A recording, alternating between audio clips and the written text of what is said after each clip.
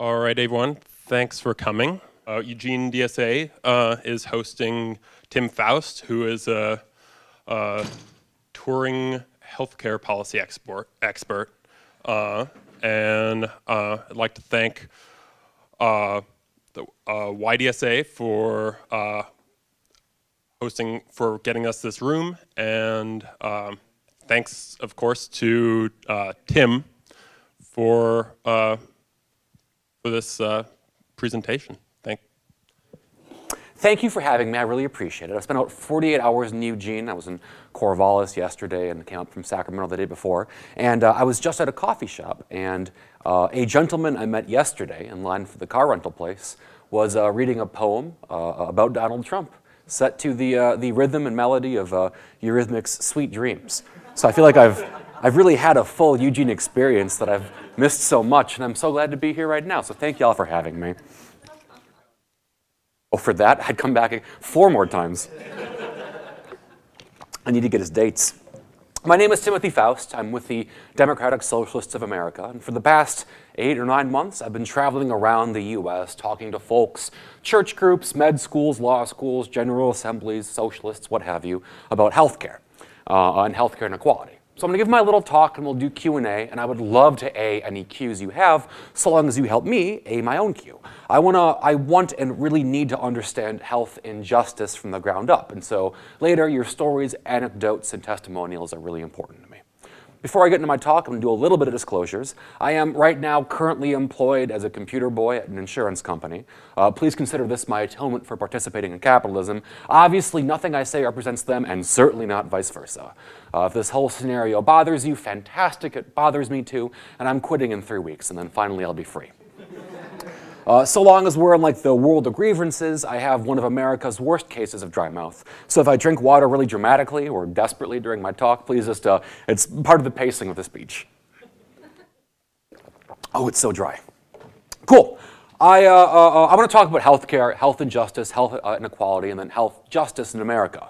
And I said earlier that I want your stories. That's because healthcare is local. Health needs are local. Health disparity is local. There is a world of difference between, say, health needs in North Brooklyn, where I live, and South Brooklyn, where my girlfriend lives, or Boston and Birmingham, or Los Angeles, or Little Rock, from Charlottesville to Chapel Hill. And so I really wanted to know more. So I've traveled up and down America to understand health inequity in the ground, to understand not just from articles and papers, but with my eyes, and with my ears, and with my heart, how healthcare needs manifest.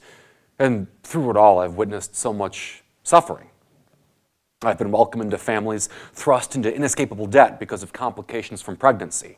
And I've met the children whose birth caused that debt, the children who were born into that debt and will carry it their entire life.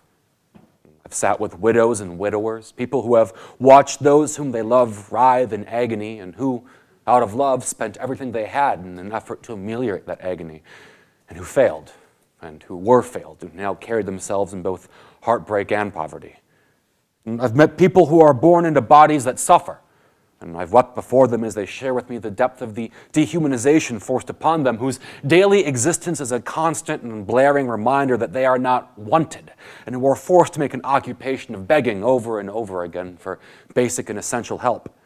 And I visited wealthy hospital campuses for wealthy hospital patients, virtual islands in the middle of their cities, and I visited the neighborhoods around them, mostly black and brown neighborhoods, systematically drained of capital and of labor, in a dance reminiscent of colonialism, who, too poor for the hospital, in fact, immiserated by that hospital, suffer and die much, much sooner than the folks of wealthier neighborhoods, even a few miles away. I have listened with white knuckles to people, elected people, who have been given the opportunity to assist those around them, the opportunity to ease the burdens of their people, but who have looked at this opportunity and said no, who have time and time again abdicated their responsibility and privileged their own convenience or their own financial reward over what's a simple moral duty. And over time, I felt my own body betray me. I've looked myself in the mirror and seen my own coming crisis. I've paced miles and miles around my city block and felt the decay of my own temporary able-bodiedness and the wave of punishments for the sin of being sick, in which I am inevitably going to drown. Here are the contours of the world American health finance has afforded us. One, America spends more money than any other country in healthcare, almost twice as much per capita as the next highest spender, while caring little about community health, caring nothing about population health, not caring about that which cannot be packaged and sold. Two, 75% of our spending goes to chronic conditions that are preventable, yet nobody paying the bills has really tried to prevent them. Three, our system of for-profit private insurance literally takes money from poor people and gives it to the wealthy. It is negatively redistributive. In 2014, it pushed 20 million people into poverty, or from poverty, into extreme poverty.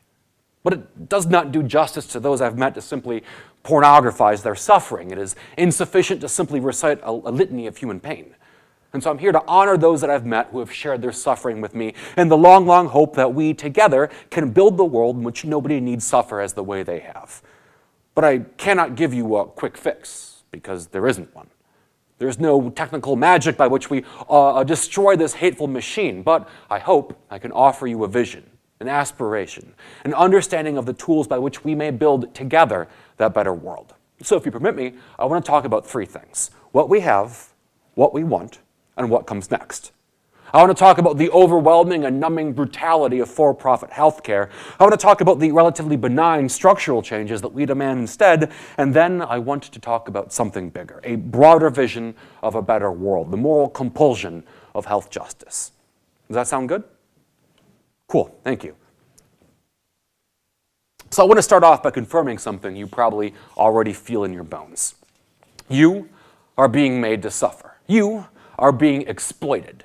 And now the method by which you're being exploited, or the severity, or the complexity, or the artfulness of the cover-up varies from person to person, but fundamentally we have created a world in which you are made sick and then punished for being sick so that somebody else can turn a profit. Let's talk about why. By and large, the costs of receiving healthcare are much, much more than anybody can afford by themselves. But not a lot of folks need healthcare in a given year. In a given year, 50% of all medical costs come from 5% of the population. 80% come from 20% of the population. And these populations are fungible, right? They move around from person to person. Maybe some years you get into a car accident or suffer trauma or give birth to a premature child, and other years you don't. So costs move around, and when they hit you, they can hit you pretty hard. So if we made everybody pay all their own healthcare costs out of pocket, eventually millions upon millions of people would go into crushing debt or medical bankruptcy. That's not a guess, that's history, because out-of-pocket costs used to be the primary way we paid for healthcare. And it wasn't until a bunch of socialists, a bunch of unionists, a bunch of nurses, and a bunch of doctors insisted that letting folks go into poverty because of illness was immoral that we shifted to a new payer model. And that's the idea of insurance. Now, insurers are organizations, or in the US, companies, that receive revenue by charging you monthly premiums. When someone gets sick, insurers spend some of the money they take from everybody to pay off a portion of those healthcare costs, plus keep a profit for themselves. And so the more revenue an insurer receives from customers, or realistically, the more subsidy it receives from public money, the wider those costs are spread and the lower the insurer's per person costs. This idea is called a risk pool. But if an insurer has too few healthy people, or if it has too many sick people, for example, if it has somebody unexpected with hemophilia whose care can cost up to $1 million a year, its per person costs really increase. And so to compensate, it increases premiums. But then folks who can't afford the premiums drop out. Except, of course, unless they're sick and they can't afford not to afford those premiums, they stay on board. So per person costs keep going up, so premiums also keep going up. It builds this really stupid vicious cycle, this kind of Ouroboros of misery. Thus, an insurer wants as large and as healthy, as uneventful a risk pool as possible, or it wants to find ways to kick out sick customers or coerce them into leaving. Maybe it drops coverage for the drugs that sick people need, or maybe it cuts off access to the providers who treat the sickest of the sick. Because the task of an insurance company is to make sick people, or people who need health care, as much as it can, somebody else's problem. That's what we mean when we say that we live in a world in which health care is a commodity. Because futures on your heart and futures on your lungs and your chance of getting diabetes and whether or not your Mima's glaucoma gets better or worse before she goes on Medicare are fiddled with and speculated about and bought and sold for profit by private companies. Now, this fragmented, commodified healthcare model views healthcare as a transaction instead of a relationship between a person and their body and their doctor and their community. That's perverted. We've just mistaken the profit motives of corporations for healthcare. And over time, we've delegated the responsibility of providing insurance to employers. But that's messed up too, because that results in a status quo of total employer domination, in which your access to things like contraception or blood transfusion or hormone therapies are determined by the whims of your employer. But if you aren't lucky enough to have an employer, if you lack these so-called better skills to get one of the finite numbers of better jobs, you're just left behind. And so the people who profit from the commodification of the body have decided it is acceptable to shackle the well-being of children to whether or not their parents were lucky enough to have gone back in time 40 years, learned to code, and found a benevolent employer. Welcome to the hell world of America 2018. And it gets worse. It's much too early in the talk for things not to get worse, because the costs of healthcare keep increasing. And they increase much, much faster than inflation. And these costs have been going up since we first began recording them. Part of that's for good reasons. More people are living longer with chronic conditions. Things like heart attacks or trauma or diabetes aren't the death sentences they were even 2 or 3 generations ago. So we spend more money taking care of more people longer, which is a fantastic way to spend cash. But that's not really the problem. Most of these cost increases occur because hospital CEOs, equipment manufacturers, pharmaceutical companies, close personal friend Martin Shkreli keep finding ways to charge you more and more money for the same services, or rack up fees for unnecessary services, and no private insurer can really stop them. Here's how that shakes out. In the US, the average inpatient procedure costs 40% more than the same procedure performed on the same patient when performed in France. Or take, for example, MRIs.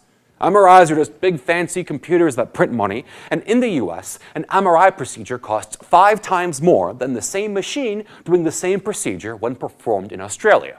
The costs are high because the prices are high. Or most egregiously, let's consider the relationship between primary care and hospitals. Primary care is the thing like checkups, basic medications, the kind of familiar, intimate health care you get from your local doctor. It's high volume, it's low margin, and generally it's not super profitable.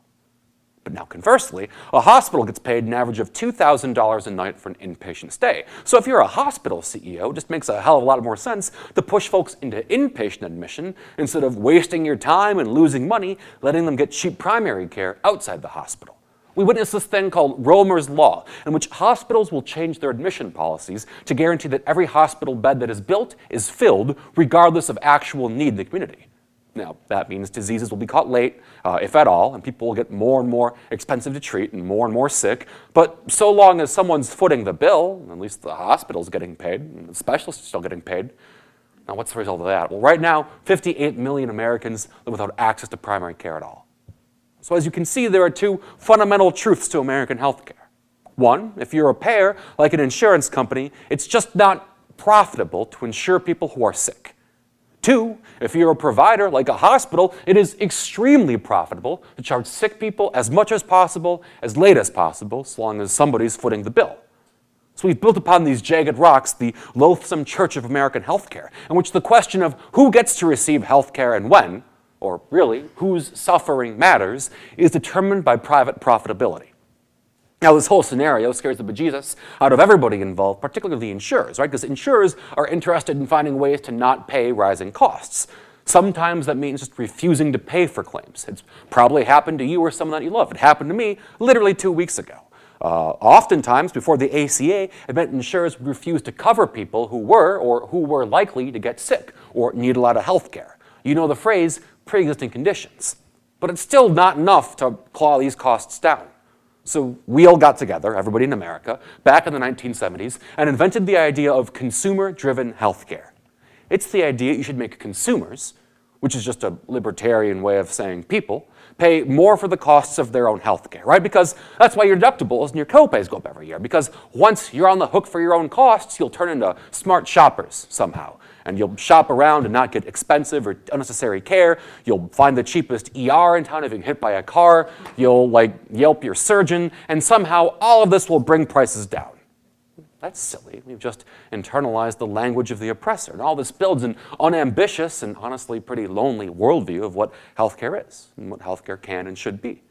It treats being sick or being poor or being able to get pregnant as a character flaw. And that means if you get hit by a car or you give birth to a premature baby or you have a heart attack, you're on the hook for your own costs. And if we determine that yours is the wrong kind of suffering and these costs force you into a lifetime of crushing debt or bankruptcy so that a hospital, a pharma company, or your insurer can turn a profit, well, tough. It's your responsibility. Healthcare is a matter of personal accountability. That's the brakes.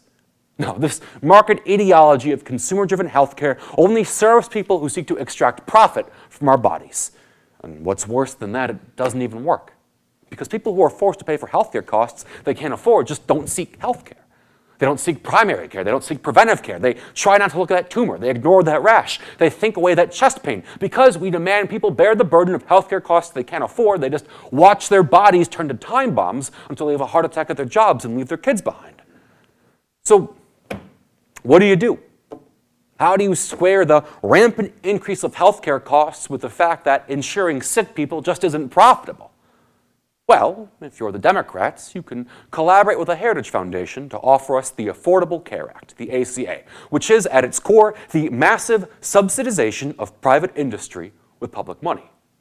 The ACA is a big bargain, a big plaintive wail. Please, please, please, it asks, how many billions of dollars do we gotta give you so you stop kicking sick people off their insurance plans? Now, the ACA, of course, had its successes. First and foremost among them, the expansion of Medicaid. In places where Medicaid was expanded, we saw a 6.1% reduction in the mortality rate. That's 11.1% among communities of color. And we understand why. These are folks that have been systematically, if not violently, denied access to health care in the first place. So even the relatively meager expansion of Medicaid does a hell of a lot to help folks seek essential care when they need it. But at the end of the day, it's just not enough. Because costs keep increasing, quality of care stagnates for the most vulnerable among us, and 31 million people are still uninsured.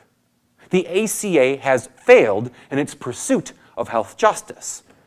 And there are consequences for that failure.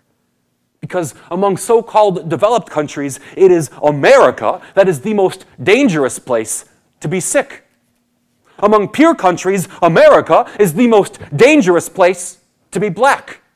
America is the most dangerous place to be pregnant, with the highest maternal mortality rate of anywhere in the first world, of which 60% are entirely clinically preventable. America is the most dangerous place to be a child, the most dangerous place to be a woman, the most dangerous place to be gay, the most dangerous place to be trans, the most dangerous place to be old, and one of the most dangerous places to be disabled. Last year, life expectancy at birth fell for the first time in almost 30 years by 1/10 of a year. Across the 4 million people born last year, that's a theft of 400,000 years. But a funny thing happens when you look at the data more closely, and you understand precisely what I'm going to say. It is woven into the American fabric. When you look at the data more closely, you understand all this danger only really exists if you're poor. Because rich people are all but exempted from these problems. Men born in the wealthiest fifth of Americans get to live 15 years longer than men born in the poorest fifth. Among women, that gap is 10 years. America has refused to recognize the essential dignity of being human, and in this refusal, it has caused mass suffering.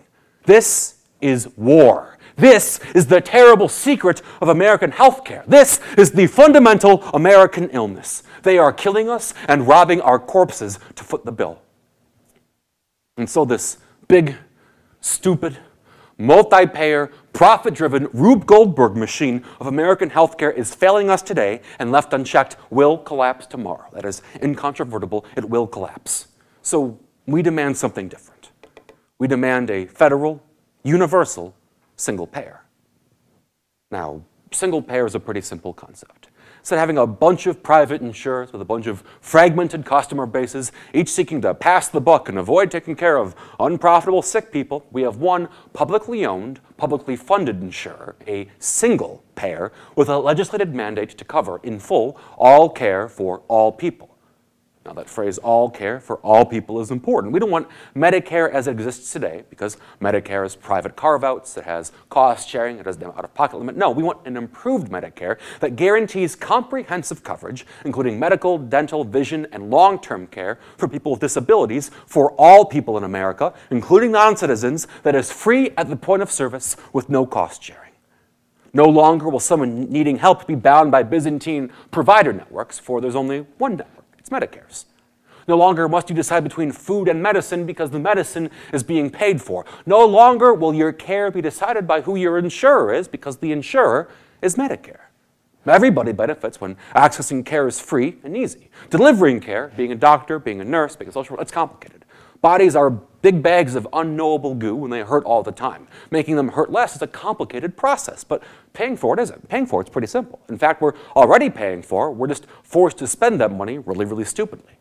Right now, American public money pays for 2/3 of all healthcare costs in the US. Half of that 2/3 is direct Medicare, Medicaid, or VA spending. The other half is just government subsidies to private companies.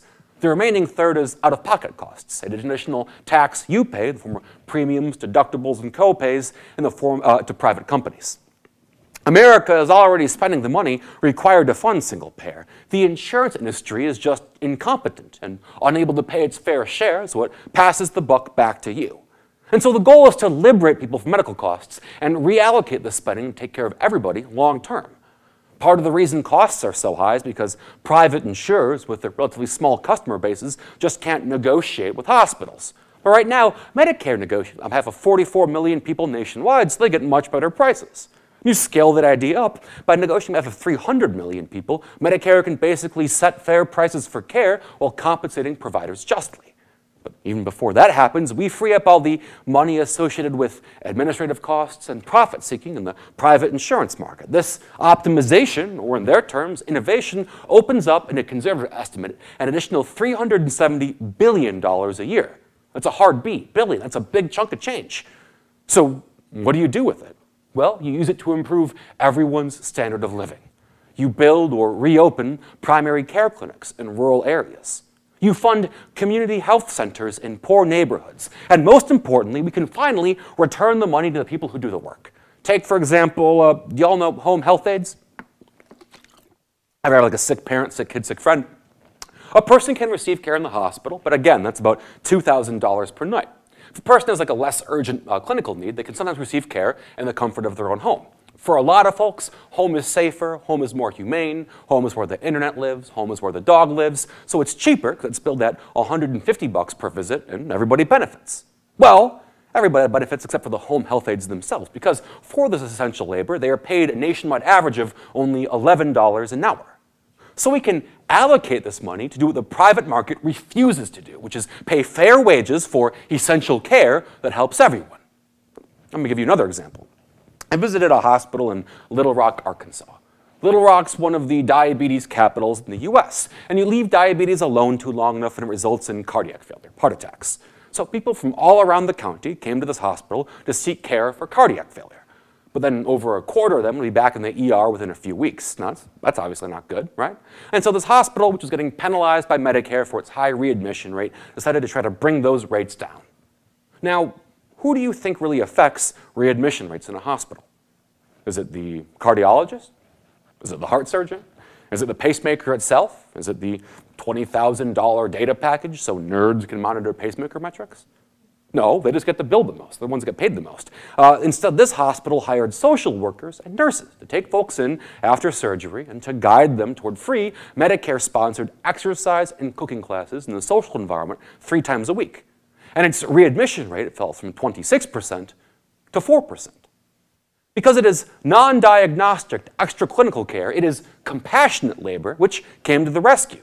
It is social workers, patient advocates, nurses. These are the folks who are both chronically unrecognized and undervalued, but they're the primary drivers in population health. These are basic ideas. These are pretty simple demands. We understand the social forces that make folks healthy, and we understand the structural forces that make them sick. And in the face of this knowledge that health is structural and social, knowledge we've had for decades, capitalism's response is to blame population illness on an aggregate of atomized individual choices and then package them into healthy lifestyle commodities on apps and cookbooks and step trackers. But despite what app companies insist, there are no apps that bring about better health. A how to survive on $4 a meal cookbook doesn't do shit for folks who only have $4 if that per meal.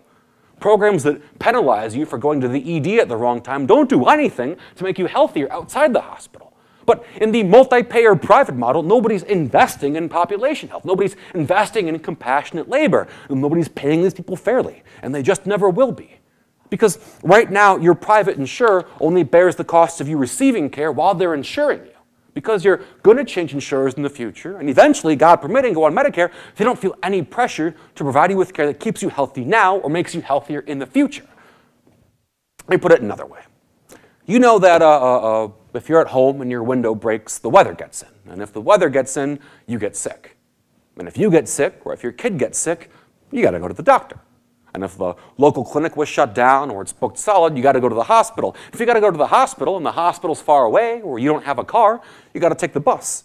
And in a lot of parts of the US, if you got to take the bus, you got to spend the whole fucking day dealing with the bus system.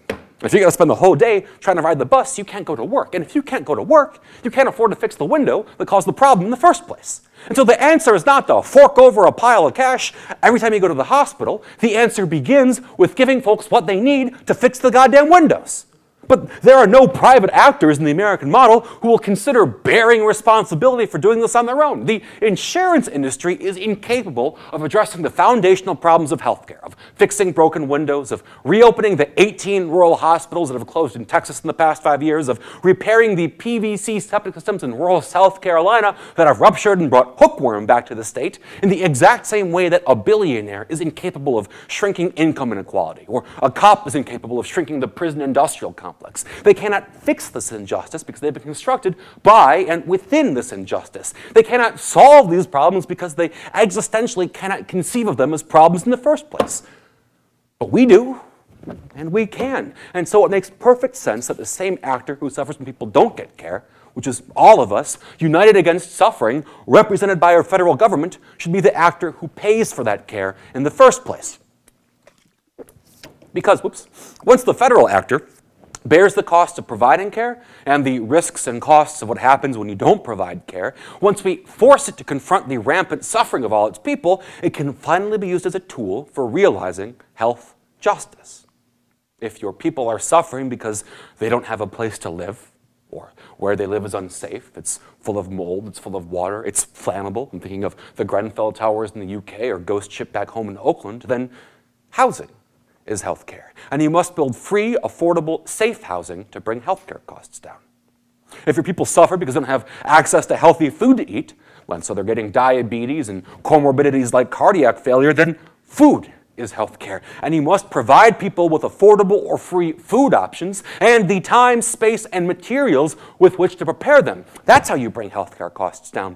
If your people suffer because they don't have access to needle exchange programs, therapy, or counseling, then rehabilitation is healthcare. And not our current myopic, end-of-life focused version of rehabilitation, but the full social structures required to help people handle substance use or perhaps not fall prey to it in the first place. That's how you bring healthcare costs down. Because single payer is not the goal. Single payer is just a tool. Health justice is the goal. And when we fight for health justice, we all fight side by side because economic justice is health justice. Environmental justice is health justice. Reproductive justice for those who want to reproduce and those who don't, that's health justice. And justice for black lives, justice for brown lives, justice for trans lives, justice for the lives of immigrants, and the well-being of all people, regardless of age, gender, race, or creed, that's health justice. We have inherited a world in which your permission to receive health care, capital's allowance, you can be safe in your own goddamn body, is dependent upon how much somebody can extract a profit from you.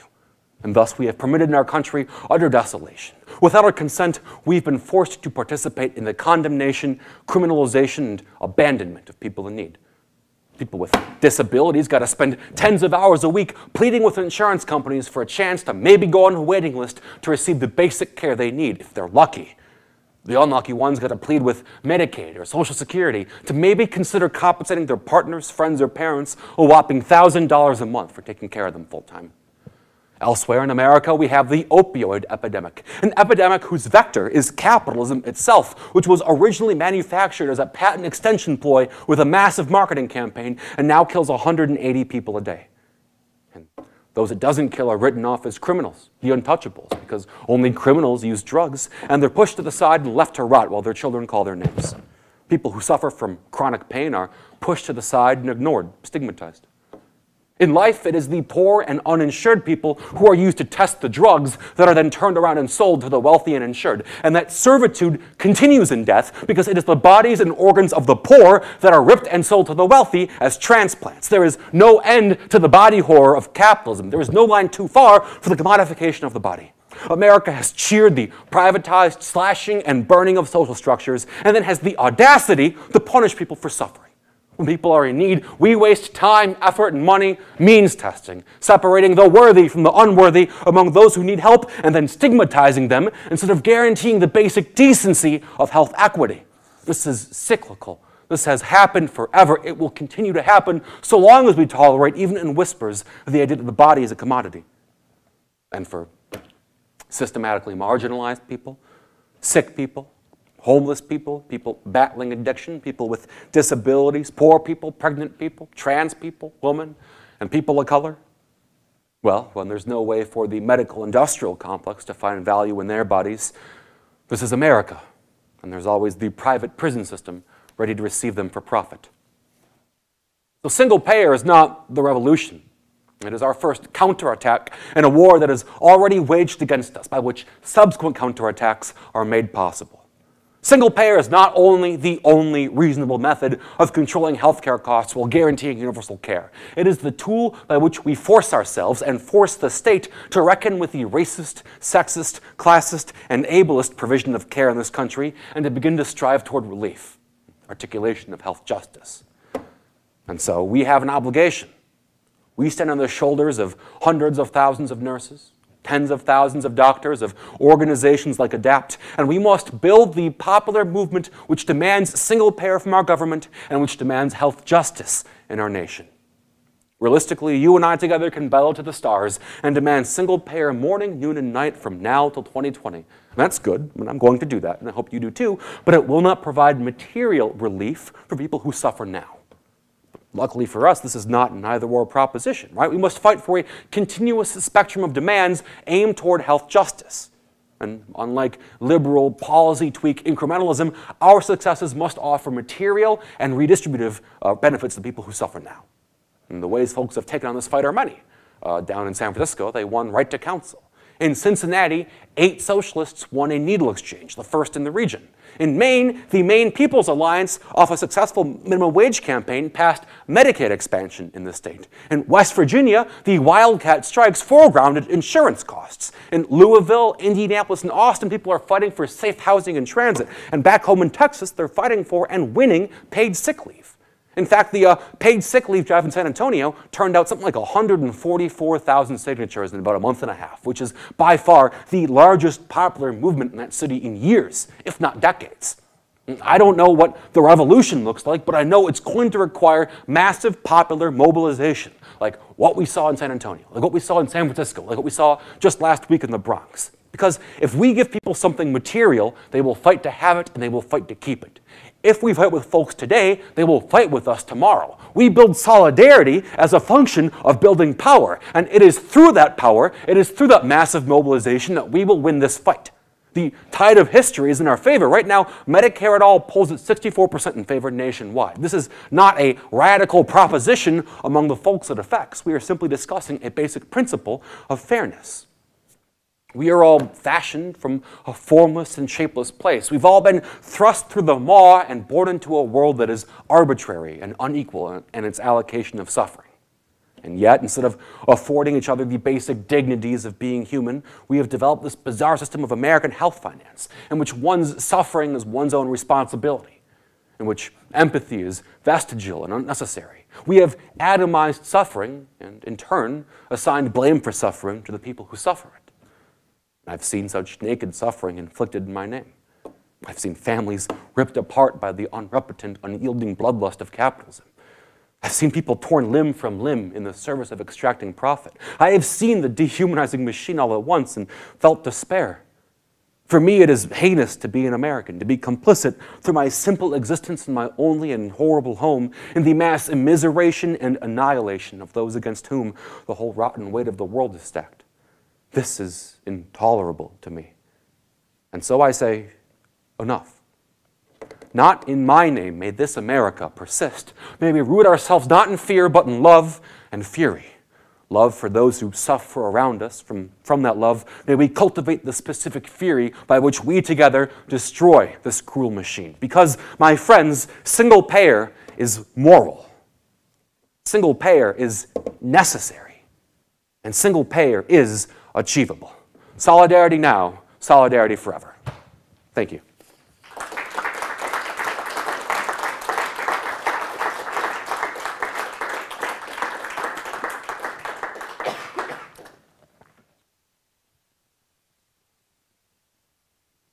Let's do Q&A.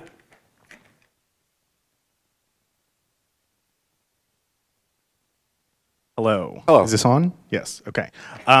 So in Oregon, we have a senator named Ron Wyden, who is largely pretty good, and I feel like we generally are in agree with him on a lot of things.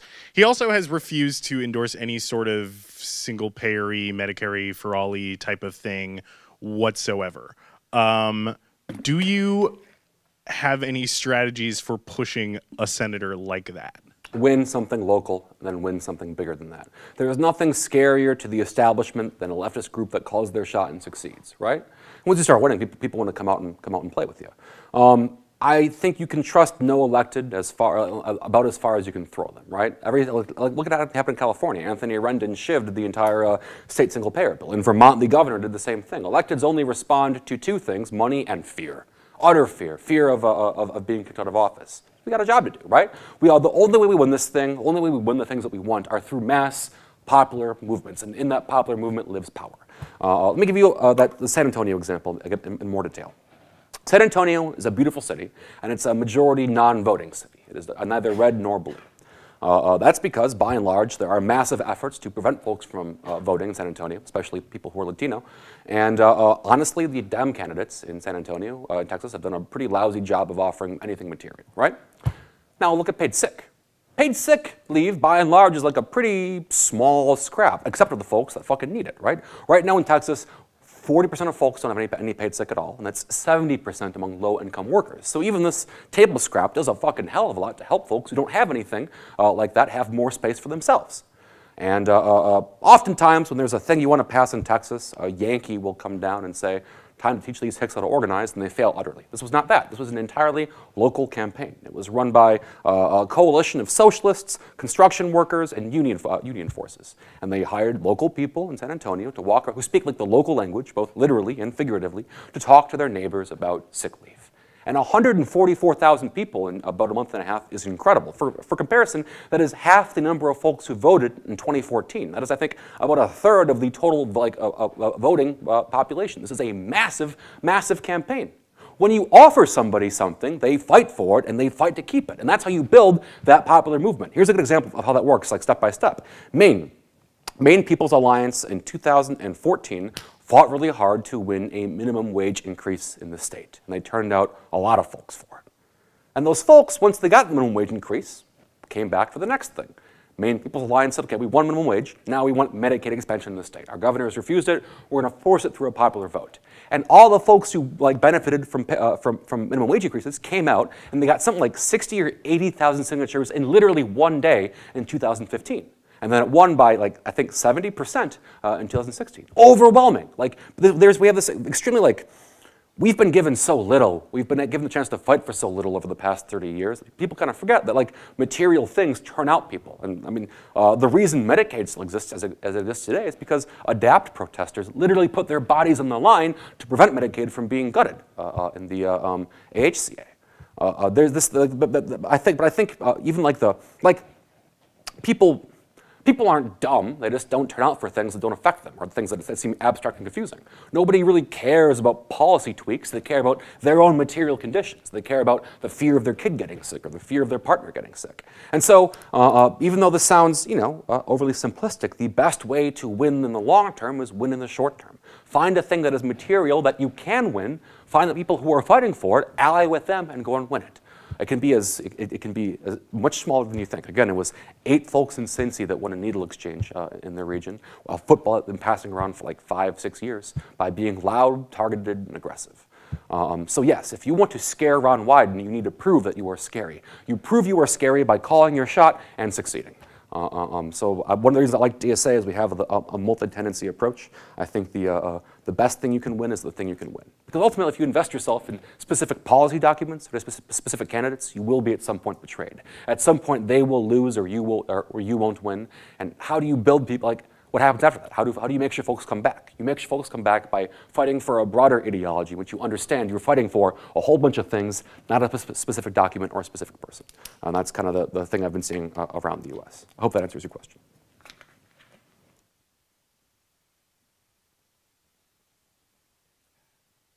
Thanks for your talk, Tim.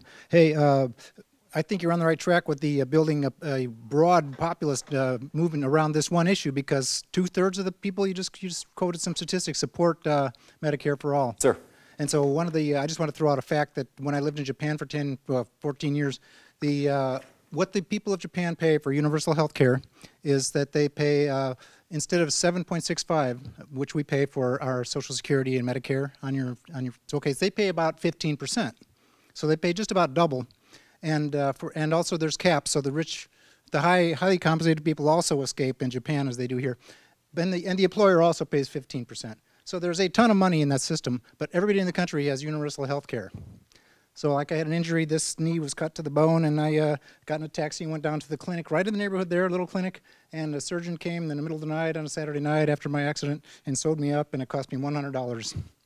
So anyway, but we need to, anyway, just to close on this one point about that tax, anticipate that people are not going to be happy to bear the cost of universal health care. We need to shift that to the rich. That's got to happen. If that's not part of the mix, we're going to lose support. Correct. Right now, Sanders' bill, and neither Sanders' bill nor Ellison's bill are good enough, but they're the things that we have. So looking at it right now, just for analytical purposes, Sanders' bill projects that a family of 4 making $40K per year right now spends on average $5,700 a year in like medical costs, insurance premiums or whatever. Under 1804, that goes to $470, I believe, dollars per year. It's a massive reduction. Right now, you are like what you are paying. One, you pay your taxes. Two, you pay your premiums and your deductibles and your copays. You are paying a bonus to insurance companies because they are insufficient at handling the problem, and you're getting gouged. There's no accountability over where that money goes. It goes into private coffers. It's kind of there's a certain irony to the fact that I mean, private insurance companies right now are really making bank. It's a wonderful time to be a Blue Cross Blue Shield, or a wonderful time to be Aetna.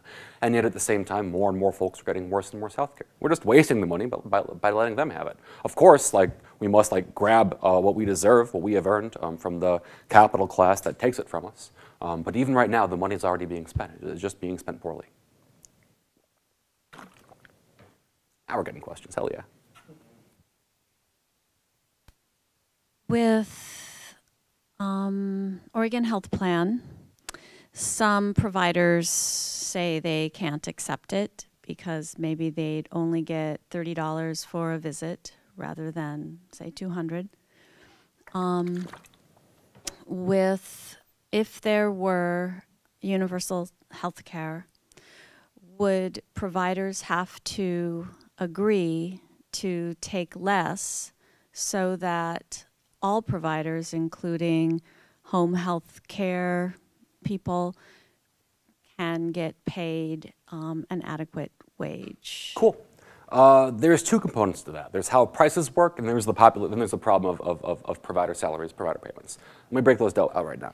The way prices work right now in the U.S. healthcare is Medicare basically says, we're going to pay X quantity of dollars for procedure X. Take it or leave it. Hospitals generally take it because they don't want to lose out on Medicare patients. Medicaid gets to use that rate, but a little bit lower because states pay for Medicaid in part, as opposed to just the federal government. So they get reduced rates, which is why many hospitals refuse Medicaid patients because they're not profitable. That's also why the local clinics in the South are shutting down because Medicaid isn't being funded.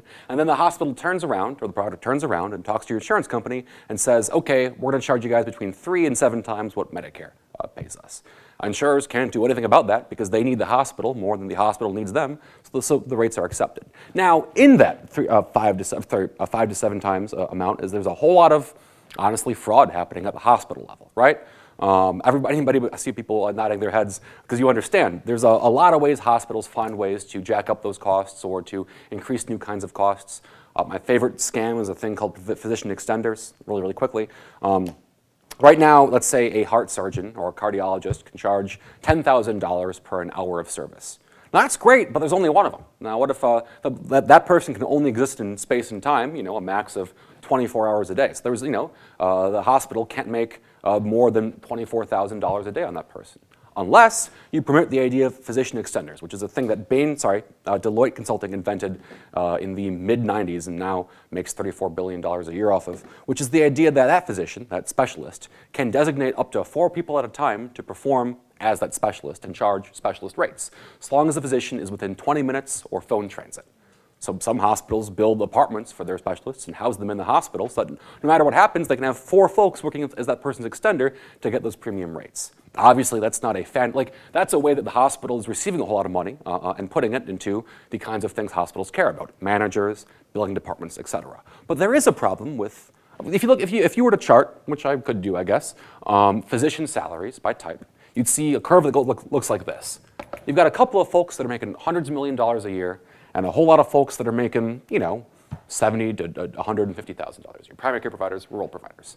Right now, you go to med school, and you're coming out with about $300,000 in debt. So you look at this chart, and you see primary care is paying, in the low 6 figs, and being a cardiologist, being an oncologist, being a radiation person pays a whole lot more. It's kind of obvious where you got to go to pay off your loans. Right now, we have a substantial shortage of primary care providers in the U.S. We have a lot of folks that come in from other countries on the J-1 visa because they aren't in debt and they can afford to work in primary care. I met a provider outside Lexington, Kentucky, a 67-year-old primary care provider who was afraid to retire because nobody can afford to take her spot. So I think the reason for the salary curve are many. The AMA does a fantastic job at pushing the curve farther and farther this way. But also fundamentally, a lot has to do with med school loans. And on top of that, I think right now, 4/5 of people in med school come from the top income quartile.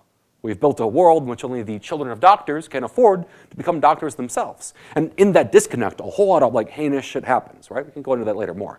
I think a parallel fight in the fight for single payer is the fight to make medical training for nurses, doctors, social workers, etc., free, or offer robust tuition reimbursement programs. Because a lot of these things don't get solved so long as providers down here are being gouged to benefit providers over here. But on top of that, there's a whole lot of things a single payer can do to kind of begin shifting costs in the right direction. Let me give you an example. I'm sorry this is a long answer, but I hope it's useful.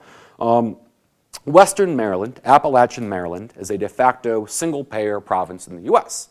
Appalachian Maryland has been robbed and exploited for about 100 years, and so there's not a whole lot of money, not a whole lot of jobs, not a lot of folks on employer-sponsored insurance, and a bunch of folks whose primary insurer is Medicaid. So Medicaid's the de facto single payer in that region. And you have one mega hospital group kind of treating the entire area. And hospitals realize what hospitals do realize, which is that primary care and local care isn't profitable enough, so they close down the centers or make them into hospital extensions so they can bill more. A whole lot of things you can do to increase your revenue if you're a hospital. We've built a giant economy around it. And all of a sudden, people had less, we're getting care less and less and less, and we're going to the hospital later and later and later. So of course, costs skyrocketed. Now, the Medicaid commissioner in that part of Maryland, a woman named Shannon McMahon, no relation to the WWE McMahons, decided she had had enough, right? Because Medicare is paid for jointly by the federal government and the state government. Maryland was on the hook for it, and they could not afford it. So she decided to begin playing hardball. And she made a new rule for that part of Maryland. She set a budget cap, a fixed price. Okay, hospital, she said, we're going to pay you a fixed, let's say, $100 million a year, adjusted for inflation, and you can't turn anybody away. So go forth and prosper. Now, all those costs of people getting care later and later and later become costs the hospital has to pay, and they lose money if folks come in too late and need more extensive care. So what do you think they did? Well, they had a revelation, and they began putting folks back into rural areas. They began reopening local clinics and pushing folks out. And they turned I think, between 4% and 6% profit the next year, which is huge. I don't say that to celebrate hospitals making profits. They're gouging us. But there's a whole lot of things the payer can do to begin kind of using the hammer to push providers to go in the appropriate direction. And when it comes to things I think there's A question maybe I'll talk about later has to do with like what kinds of labor exist under a single payer that a single payer is capable of recognizing and paying. I think things like home health, social work, patient advocates become jobs that a single payer is very, very invested investing in that right now nobody really bother could do. Does that kind of answer your question? Thank you. Cool. Hi. Is it on? There we go. So I worry a lot and don't understand a lot about sort of lobbying at the federal level. And my question is about, if we go to a single-payer system and we've got some group of people in the federal government negotiating for prices, how do we make sure that those people are accountable to us and that, the lobbying industry doesn't shift over to make them do things that are not in our interest? Hell yeah, great question. We have to, honestly, doctors have to demand democratic accountability in price setting. Right now, there's a committee in Medicare called the Rules Update. Sorry, there's a committee in. Right now, the AMA, American Medical Association, which is a cartel, has a committee called their first ever act after the Civil War was to set price floors for people from the Civil War. Like their first act was to increase prices to kind of protect the throne. The AMA has a committee called the Rules Update Committee. That committee is privileged.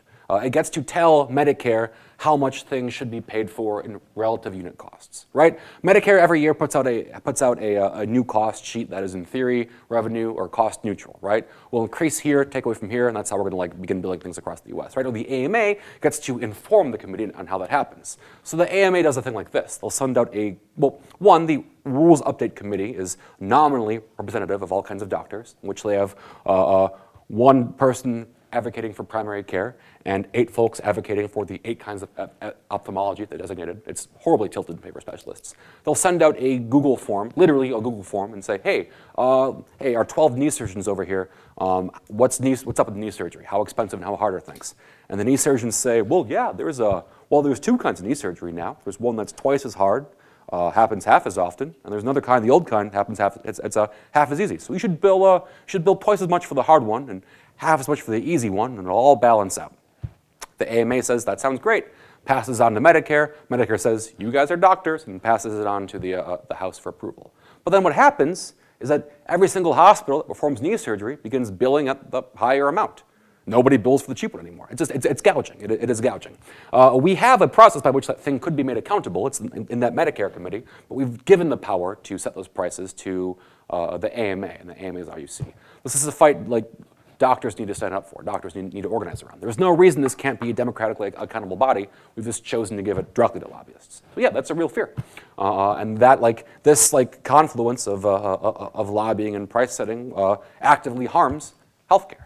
Now, the interesting thing about a single payer is that kind of price gouging ultimately harms a single payer downstream. So it's more invested in kind of trying to shift that window over to take care of itself. I believe in Ellison's bill there's a restructuring of how that committee operates. But it has to be, you're right, we need democratic accountability in all parts of the process.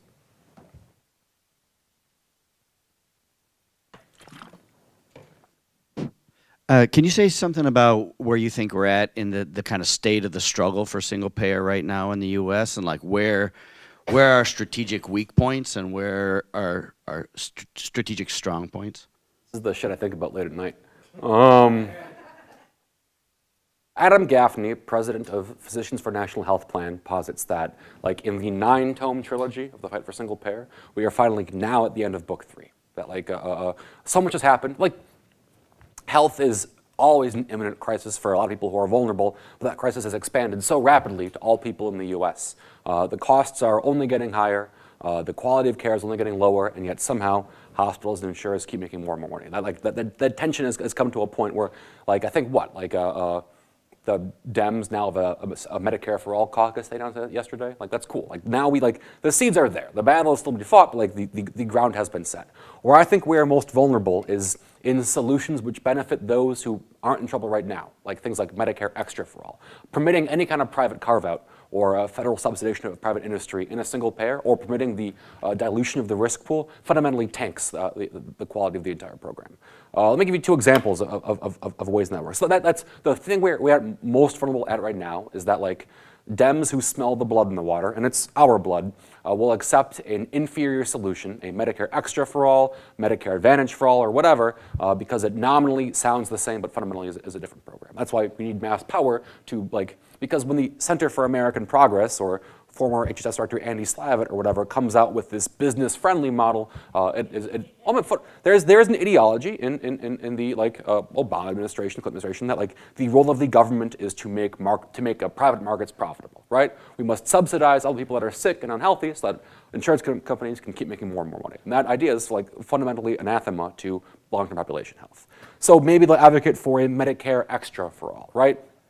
In which the federal government will subsidize private insurers to a degree based upon how many people enroll in the plan, and the private payers get to offer their own little insurance networks that come out of the risk pool for the larger mass. And then all of a sudden the name of the game becomes not delivering care, building networks, but narrow networking, finding ways to get the maximum quantity of healthy people by offering them things like trinkets or Fitbits or Amazon reward cards, and to prevent anybody who ever has an illness from joining that pool. A way that works right now is, let's take again San Antonio. San Antonio is a city of two circles, like two highway loops. Right down here in the southwest quadrant of the inner loop, you've got a massive diabetic population. There's an Air Force base there, it's a giant food desert. Everybody there has diabetes. Up until a couple years ago, there were 3 endocrinologists in San Antonio. 1 in that neighborhood, and 2 in the wealthy white and Latino neighborhoods outside. So insurance companies who needed to have endocrinologists on their network just cover the 2 guys up here. Now they got full coverage. Which means, of course, if you live in the diabetic portion of the city, you don't join the insurance plan because your doctor isn't there. So the insurer adverse selects against people who might accidentally spend money. That's how Medicare Extra works. It becomes finding ways to offer the right gizmos and trinkets to people that are doing fine, and avoid taking people who are sick under the plan. There's also Medicare Advantage for all, which is the idea that we have all these different private insurers with all their little risk pools, and the federal government will directly subsidize an insurer if they have a person with a given diagnosis. For example, we know that a person with, I don't know, let's keep using diabetes. Diabetes might cost $15,000 a year or whatever to take care of. And so instead of letting the insurer push that person out, the federal government gives them a bonus for every diagnosis that they find to kind of subsidize those costs. This is how Medicare Advantage works now. But then the name of the game is just diagnosis chasing. And hospitals will sell packages where they can build an assembly line. Somebody comes in, they'll diagnose them with all the things possible, maybe even over the phone, and then pump them out. And then the insurer gets a whole bunch of money without actually looking at the health of the person. The CFO of, I think, Anthem in Minnesota turned tail and copped to the feds about how they were overcharging their own patients. And I think we're getting $10 billion a year in subsidies they didn't really deserve. There's an entire world of fraud and grift. Fundamentally, and then there's one more example. Right now, South Africa has a interesting healthcare model. They have, in theory, a federal single payer, at the bottom, but there's a robust private network on top of that. And if you are wealthy, you can take your money that goes into that federal risk pool and spend it, plus some of your own, on getting into that private provider network. And here's what happens. This private world spends 46% of all healthcare money spent in South Africa, but it covers 14% of the population. And that 14% is white. You have a virtual reenactment of apartheid in healthcare financing, in which the people up here, the wealthy ones, are taking money from the federal pool, spending more than their fair share, and people are made to suffer. The simple rule of health finance is that if you ever dilute the risk pool, that is, if you let rich folks opt out, what results is the mass immiseration of people. Any carve out for private profitability in healthcare or in healthcare finance leads ultimately to ruin. So our biggest risk is that people who are, let's say, 45, white, kind of wealthy, who would probably be fine under Medicare Extra or Medicare Advantage because they're not sick right now, kind of fall for that bait and accept an inferior program. And then the centrist Dems who really want to preserve private profitability also fall in line with that, as opposed to fighting for the thing we actually need, which is a simple federal single payer, all care for all people.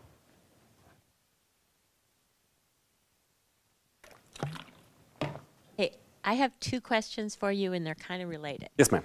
So the first one is, Medicare for all is the thing everybody says now. But if you look at what it really means, it's sort of an amorphous definition. Do you think there's any point in trying to nail down exactly what it means? Or is it just nice to have everybody kind of be for Medicare for all rather than banking it into these little silos of I'm the Medicare for All that wants community health centers, and I'm the Medicare for All that wants nationalized hospitals? Or would it be better just to leave it a big thing? Cool. Okay.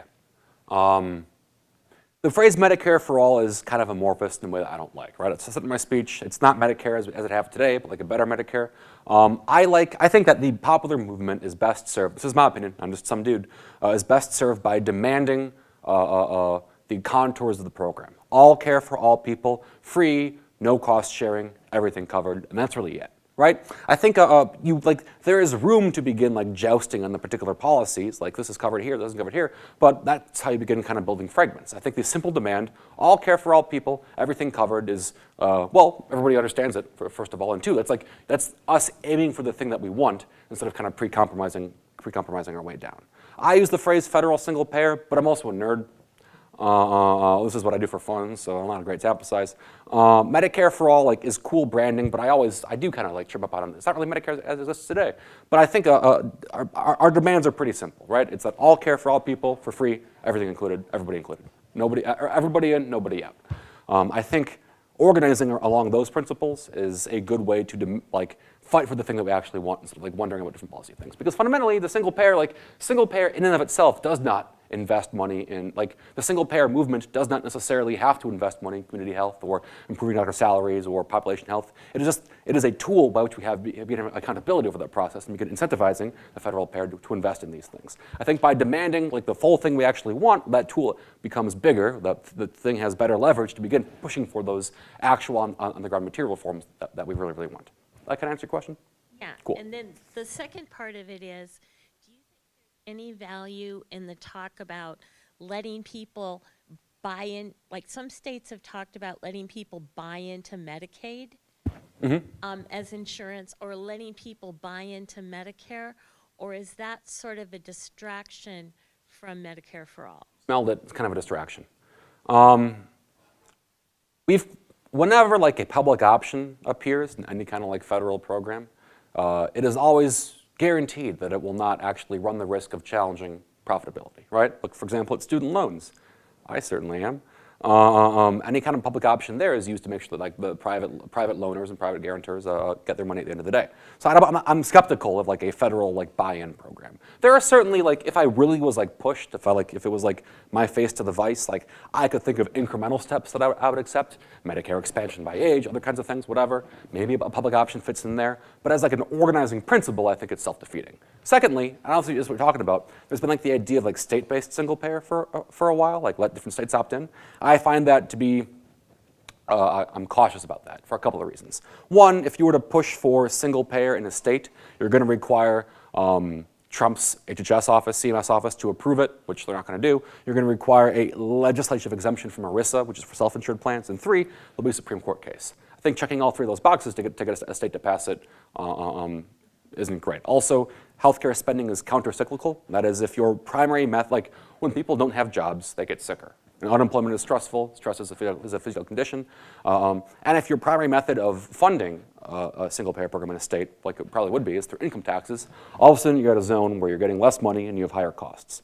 And states can't deficit spend. They have balanced budget limits. So you either got to cut that healthcare program, cut roads, cut schools. If you're Wisconsin, you can cut all three. And that gives ammo to folks like maybe Nancy Pelosi, who want to abdicate their responsibility for fighting for the federal thing by saying, oh, it doesn't work at the state level, it won't work at the federal level, despite those being substantially different programs. The federal government, one, can deficit spend. It can just spend the thing into existence if it wants to. Even noted progressive economist Alan Greenspan agrees with that. And two, the federal government has unlimited money, right? We have unlimited money for eternal war. A small portion of that can be allocated to healthcare costs with little to no actually productive economic healthcare costs with little to no strife. And a state and the federal level can deficit spend, which states cannot do. So the idea of a state single payer is fundamentally a different animal than the federal single payer. The way that they're structured, how they exist are different. And so when somebody at the federal level says, oh, do state by state, what they are doing is they're taking their hands off of the program, abdicating the responsibility, and waiting for it to fail, like it failed in Vermont and Colorado, and then saying, oh, can't do it there, can't do it anywhere, which is a big load of horseshit. Okay.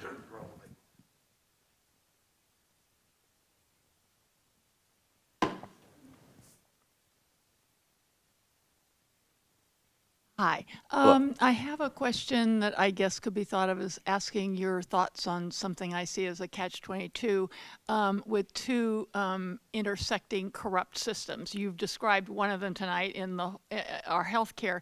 The other one is our campaign finance system, and it kind of mirrors, because I think that campaign finance has been subject to carve-outs that have made it vulnerable to constitutional, all kinds of problems instead of being full public funding.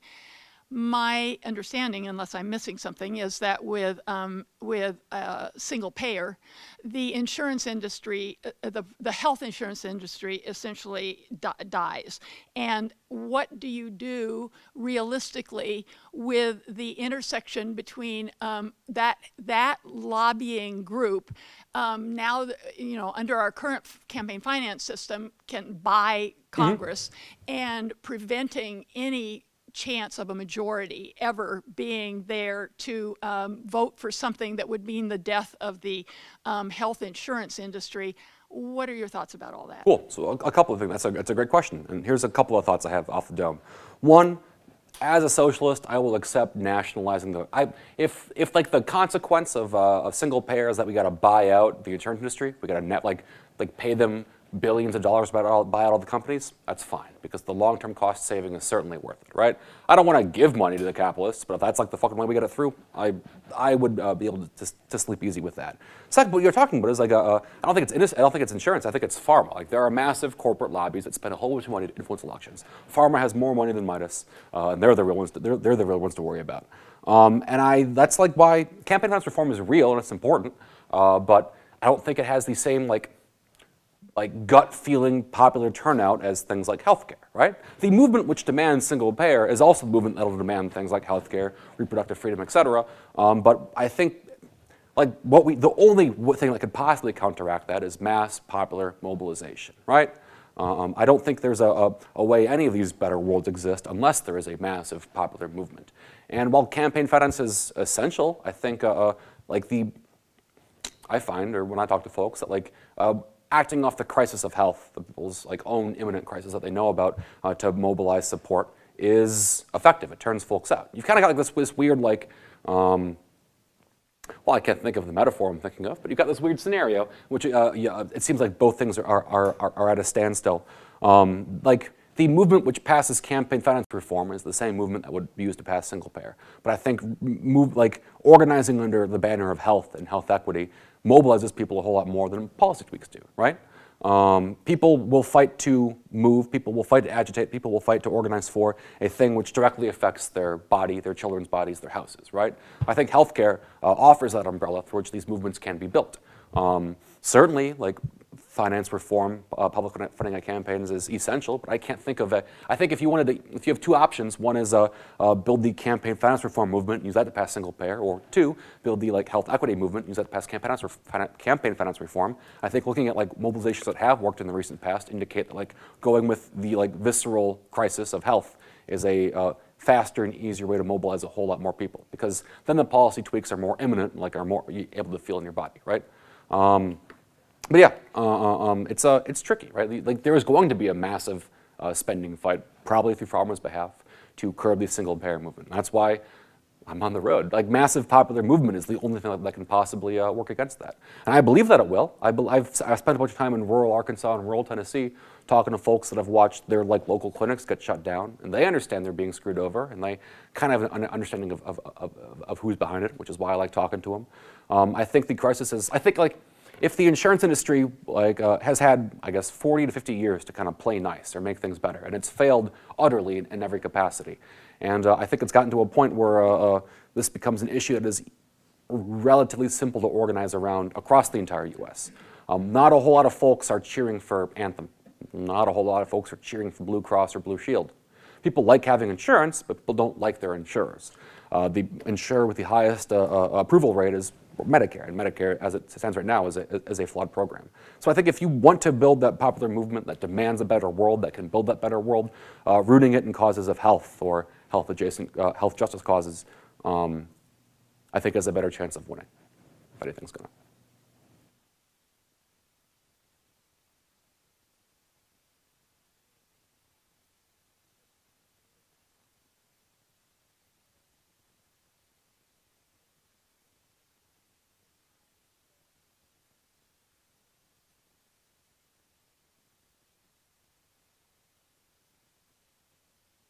We're gonna have to keep their noses to the grindstone pretty soon. But like, look at how many Dems, look at how many 2020 candidates have come out in favor of single payer kind of overnight, right? They understand this is a thing that people care about, and people move about. I don't trust them. I trust no candidate in the entire world unless I can like physically force them to do the things they say they're going to do. But that's kind of why it's like there's a cart and horse thing, right? We got to build the movement that forces them to either like do what they say or build the alternative power structure that forces it ourselves, right? Never trust an elected, don't trust the Dems, but make them fear you. And I think you can make them fear you through popular mobilization. I think popular mobilization is more easily achieved through things that directly, viscerally affect people in their bodies. And I can't think of a cause that's more visceral than healthcare. There's a whole lot of like, yeah, there's like a snake eating its own tail. There's a cart and a horse the horse is in the cart now, which is driving which, and it's all clunky. I guess my core idea, my simple idea, is that people understand they're being made to suffer. People understand that they are suffering in ways that are not just. They have been forced to suffer, and their suffering is bankrupting them. I think that like core understanding, which everybody shares across the U.S., that like they are afraid of suffering, is how you mobilize folks to build the movement by which a better world is realized.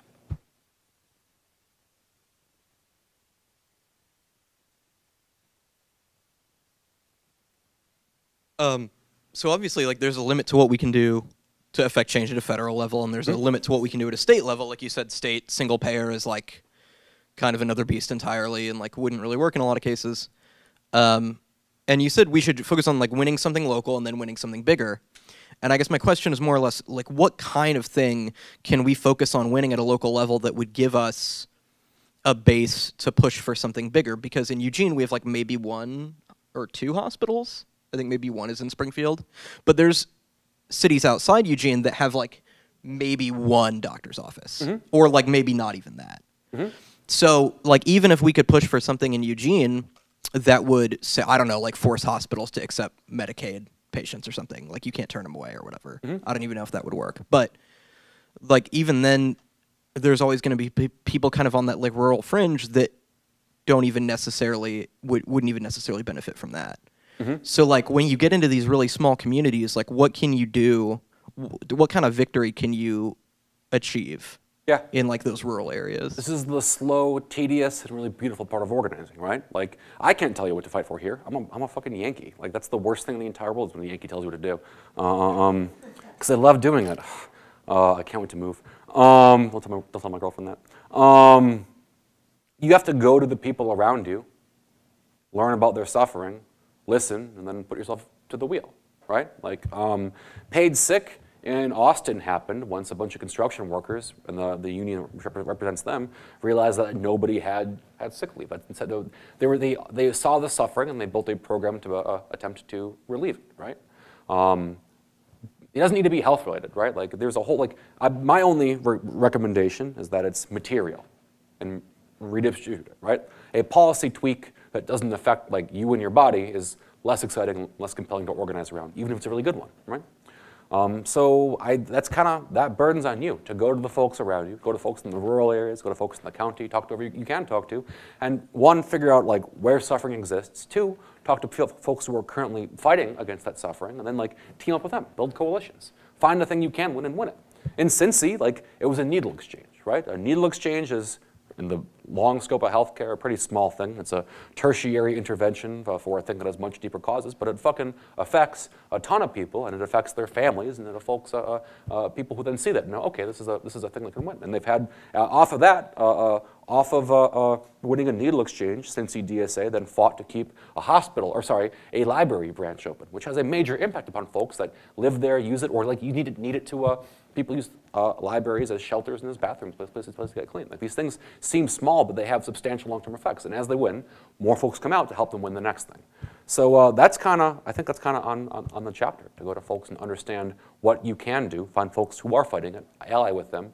And I mean, the thing DSA has to offer is that it's got a lot of people who are willing to do a whole lot of work. So put yourself to the wheel and see what you can do. And as long as I think you organize in like toward the ideas or ideals of whatever you want to call it, the revolution, socialism, health justice, whatever is appealing to you, like, you will continue to grow and succeed. Look at how like fucking Alexandria Ocasio-Cortez won in the Bronx. Elections aren't the only thing that matters, but they're a good barometer of what you can do. And she reached out to people and said, hey, here's a material change, right? I'm a person who was one of you. I offer this better vision of the world, and people got on board. And all of a sudden, New York DSA has a whole bunch more folks that are asking them for help or that want to use their labor. And, there's a whole lot of things there, right? It's tricky to get the first win, and sometimes the first one isn't the one that you think that it is. But fundamentally, if you aim for material and redistributive, you will not steer off course, because there's a whole lot of things to win. We just don't know we can win them yet. Can I ask your question? I know it's a bit ephemeral, but you'll be surprised talking to folks, man. I don't want to ramble on too long because I'm in the ramble part of the presentation, but I visited rural Arkansas, Searcy, Arkansas, 80-20 Trump, and I was scared because I don't like being yelled at, and I was prepared to get yelled at. No, everybody in the fucking room knew that they were being, their hospital had shut down 6 months ago. They knew it was Medicaid funds that weren't going there, and nobody was listening to them. Nobody was asking questions. So I put on my kind of oh shucks, give them a little talk, and then sit and talk to folks. And they're all furious. They all want to, people are demanding to be organized, just no one is there offering to organize them yet. I think that's our job.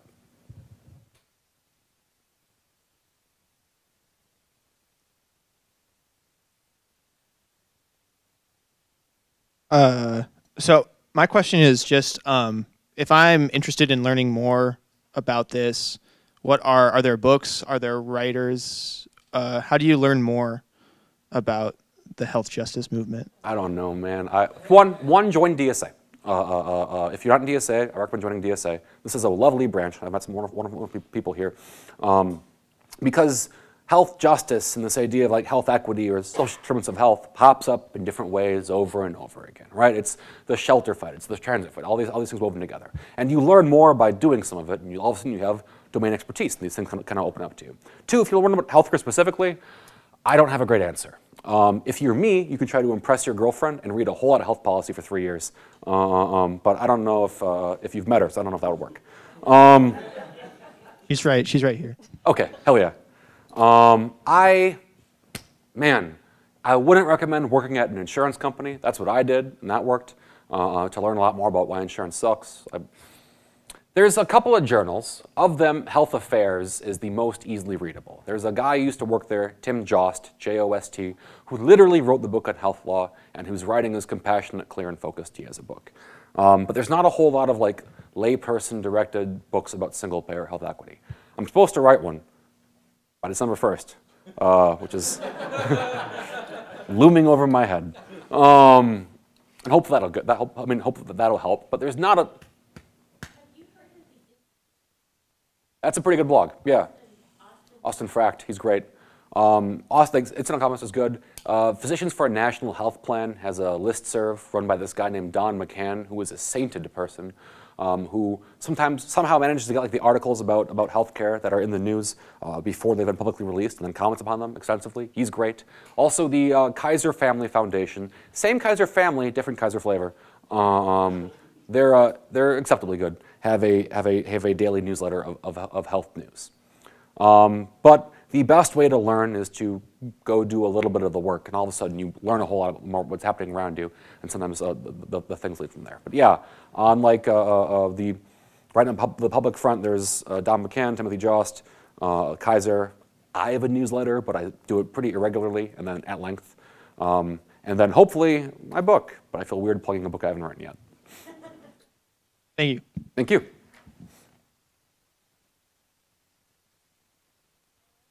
Wondering of the countries that have universal health plans now, which would you and we like to see? Cool. I have two answers to that. One is that we are fighting to build a uniquely American single payer, right? All these other countries have built their programs in the past, because that's when most things have happened. And they've been added to, changed around, fought for, changed over time, right? No country offers the breadth of these services and the breadth of the care that we are demanding in our single-payer fight. Because we have, through imperialism, we have the most money. We have the ability to build a non-parallel healthcare program in the U.S. But, so one, it's we are fighting for, if we model ourselves just off of Canada, just off Australia, we are missing the potential to do a bigger and better thing. But I personally like Australia's model. I think it's interesting just because I know more about it. I'm sure I've been told Cuba's is incredible. I just don't know a lot about Cuba. Australia, for me, is interesting because of one particular battle that I think really underscores a lot of things that we're fighting for. Australia has a pretty well-developed single-payer program. It's like cultivating like a commodity market or whatever, but you can't have all your things at once. And the way they handle wait times or procedures or priorities is they have 5 tiers of care. On the top tier, you've got things like heart attacks, things that cannot wait. The bottom, you've got things like hair plugs, things that are important, but you're not going to die from not getting hair plugs. And they discovered that it was tier 3 where they were having a bunch of delays in service. Tier 3 is primarily orthopedics, knee surgery, hip surgery, joint surgery. You have an aging population and you have a massive demand for a complicated procedure. There's a lot of wait times. So Australia had the little Tea Party insurrection in the early aughts, mid-aughts, and the Tea Party was like, look at this. Clearly the public market can't handle this because they're inferior. Let's build our own private market for orthopedics. And they won, and they began building private hospitals for orthopedic surgery. You get your own private room, you got a fancy little thing, you pay for it privately. It turns out that private model just cost a whole lot more and had worse wait times. It shows that really any kind of private carve-out doesn't really do anything for long-term population health. And so they began clawing it back and putting it more back into the public sphere. I like Australia just because I think the way they've approached some problems is intellectually interesting to me, but by no means should we limit ourselves by what Australia or Canada have done. People will say, the German model is multi-payer. Why can't we do the German model? It's because Germany has a fundamentally different relationship to corporate control and corporate regulation than the US has. For example, on all the boards of the German insurers, you've got massive union representation on the board of directors, you've got federal representation on the board of directors, and also these things are institutions that are 120 years old. There's different than corporations now. The Dutch model is what the ACA was based off of, but in the Netherlands, you've got 22% of the population has lack of access to care because they don't have enough money. It's flawed in the same way that America's is. So my answer is we were fighting for a singular new American thing. If you want to read some stuff for fun, read into Australia. Canada's pretty interesting too. And I'm sure Cuba's great. I just don't know the answer to that one yet. And I don't like when people say, have you heard about Cuba?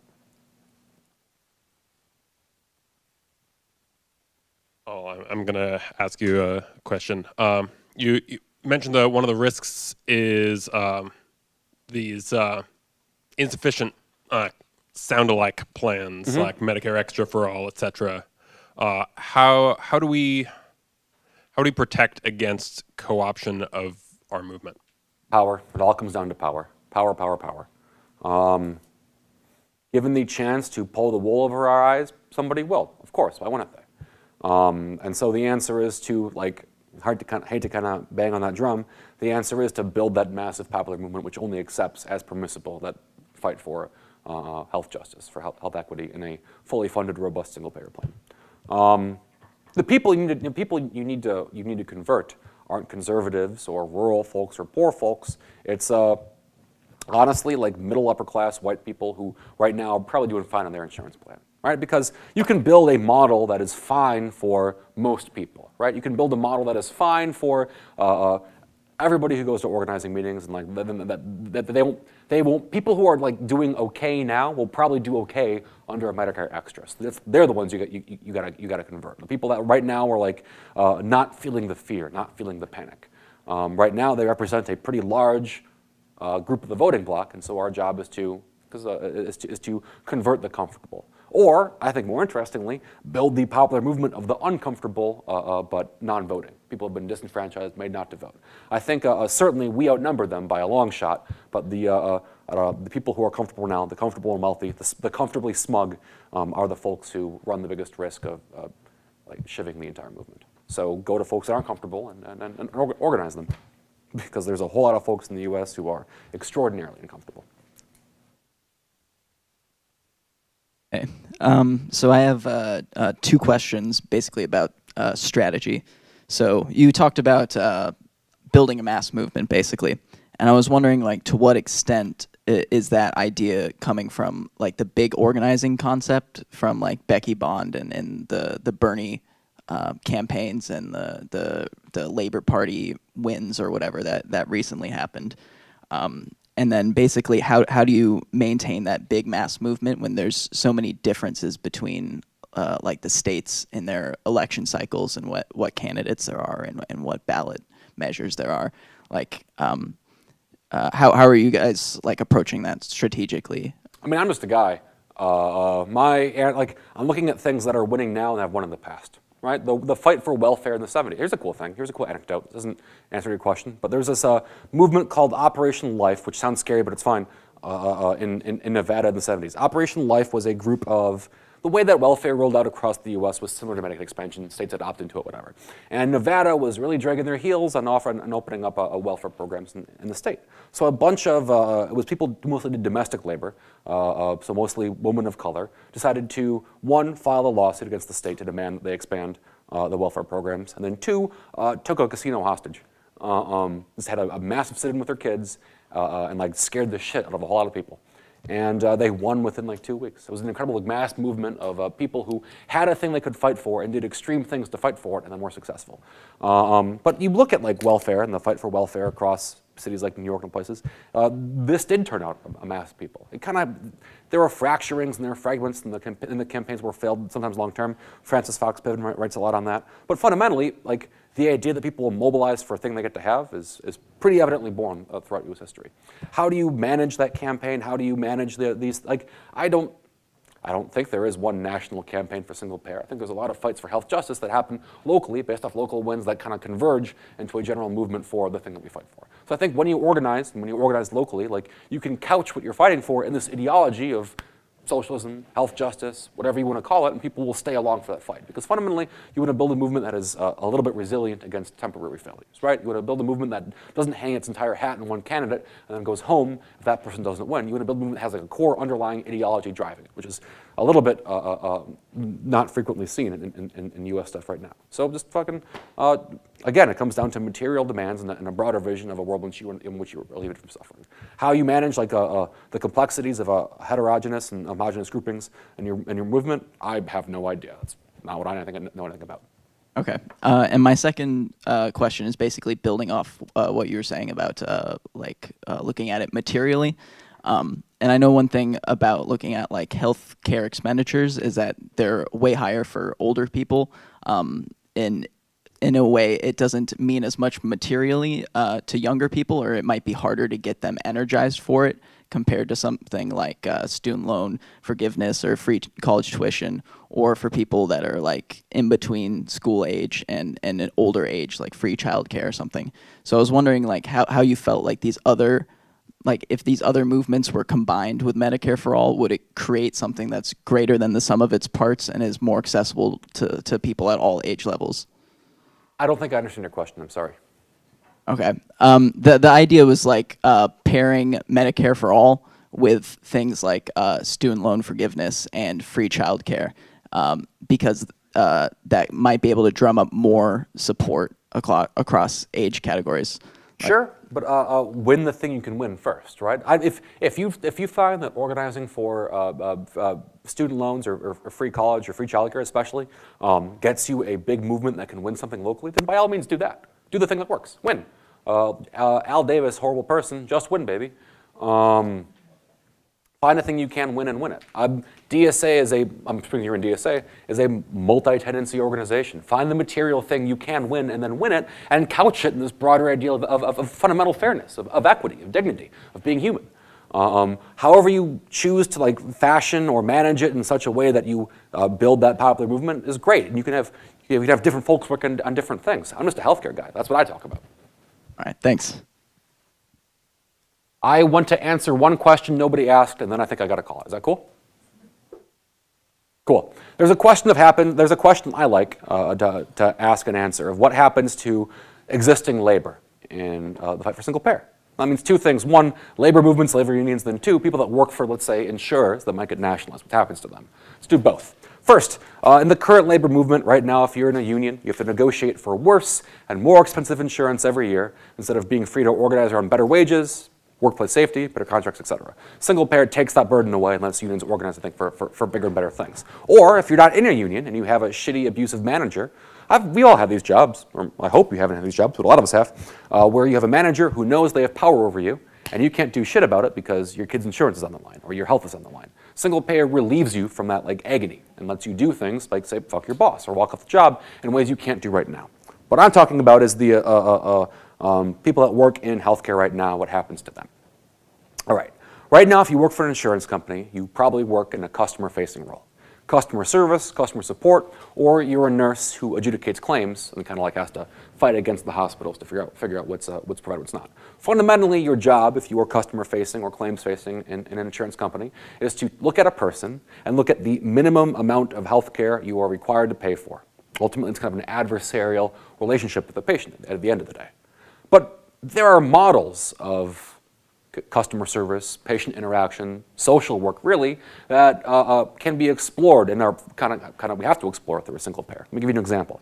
It's called a medical legal partnership. Just one example among many. I just happen to like this one the most. Every now and again on God's green earth, a good thing comes from Boston, and here's one of them. It's a Medicaid clinic, and here's a real anecdote of a thing that happened that I think illustrates it. A patient walks in, and they've got a 3-year-old kid, and they say, hey, I'm a Medicaid patient. Here's my kid. My kid has real bad asthma. I don't know what to do. There's a single social worker, and the social worker intakes the patient comprehensively. That's important because often, like in things like trauma or domestic violence or sexual assault, like having to tell your story over and over again is pretty rough, pretty traumatic. So you have one trained social worker who like gets the person's full history, all that they need. Says, yep, you need clinical care. And walks that person down one door and opens up a door, and there's a nurse and there's a doctor, and they say, yep, this kid has asthma, here's albuterol, let's go through this. Well, that's not where it ends. Because the social worker knows home conditions can have a pretty big effect on health, especially for kids. So the social worker says, well, what's your home like? And the patient says, well, we live in the slums in Boston. There's water in the ceiling, there's mold in the walls, and I have a slumlord. I can't do shit because I'm poor. It turns out you have a lot of civil protections, a lot of legal protections against things that make you sick, but you only have access to those protections if you're rich, you can hire a lawyer, or if you've got the time and literacy to kind of slog through it yourself. You guys know Matthew Lesko? He was in public access TV in the 90s. He wore a big Riddler suit. He did infomercials. The government, there's free money from the government. Buy my book, I'll tell you how to get money from the government. That was his entire John was waking up and finding all the ways you could get the money you deserve from your government. Suddenly, this social worker sees an opportunity to find the kinds of care they are allowed to find for this person, find for this patient. So the social worker takes the patient, says, oh, you have legal protection against living in an unsafe housing, brings the patient down one more door, and there's a lawyer, and the lawyer says, we're going to sue your landlord. And the lawyer writes a threatening letter on legal stationery to the landlord, and what do you know? Within about a month and a half, the water in the ceiling and the water in the walls went away. The social worker's job becomes to find all the protections they are permitted to find a patient and then deliver it to them. Instead of the role, like right now, your role is to offer the minimum required amount of care to a patient. You invert that. You let yourself be a person who finds all the kinds of protections, all the kinds of care a person is afforded. One, it's the right thing to do. Two, it's long-term much better for population health than having to deal with things as they come. There's a saying I like, which is if you care about maternal health, pregnancy is way too late to intervene. All these things happen way before a person actually gets sick. And the social worker now has the role of providing that. And so if you fucking work on a customer service line, all of a sudden you can use your same skill set to help people around you, to find them more things they can enjoy instead of, and benefit from instead of the opposite. And there's things beyond that, right? We understand that about 4/5 of malpractice instances come from not technical errors, but cognitive errors. It's not a surgeon leaving a scalpel or a rubber band in a body. It's a person seeing somebody who is battling addiction and deciding they're seeking drugs instead of being sick. It's a doctor saying, oh, this person's just a drunk and has DT instead of like a serious liver problem. It's more often than not a doctor or a resident seeing an elderly person of color and writing them off as attention seeking when they have a ruptured appendix 2 weeks later. All these horrible things you kind of inherit and carry with you, all these cognitive biases. And we know what helps resolve that a little bit. It's having a really robust patient advocacy model. We have this idea in the US, which is pretty stupid, that a person should be like an expert on their own body. They should Wikipedia how sick they feel. They should go to WebMD and then argue with the doctor about the things they need. But you don't do that. If your kid is sick, you do whatever the doctor says because your kid is sick. There's a fundamentally unequal power relationship there, and that's fine. So you put somebody in that role to act as the patient's advocate and both complement and kind of antagonize, I guess, the doctor a little bit to really find out what the person needs. A good example of that is there was this surgical process that was kind of in vogue in the late 80s. Transurethral prostate ballooning was the idea you could like put a balloon in someone's urethra and it help shrink their prostate. And it turns out there were side effects like incontinence and impotence, which patients really didn't like. But nobody really gave them informed consent of what the process contained. When you introduce a patient advocate into the room, it says, okay, like here's this thing we can do. It'll have X, Y, Z. There's A chance of this, B chance of this, C chance of this. Or we can try watchful waiting, or we can go on this med. Patients overwhelmingly chose watchful waiting to degree they hadn't before, which one, saves money, but two, is much better for population health. If you have a person in the room whose job it is to represent the patient and help them get the care they need and make informed choices about their care, literally everybody wins. It's a much like better, more humane, more dignified population health model. But right now, fucking nobody's going to invest in these people other than Medicaid because they don't have to. And so a single payer is finally, I think, the tool by which we begin realizing these kinds of relationships, and this kind of labor, that we suddenly have a workforce that is now available to fill. If I could do my job for a single payer, I'd fucking do it tomorrow. I want to. I like my job. I like touching a computer. But all of a sudden, all these new relationships like in health are opened up. And I think that's a pretty compelling vision of the world.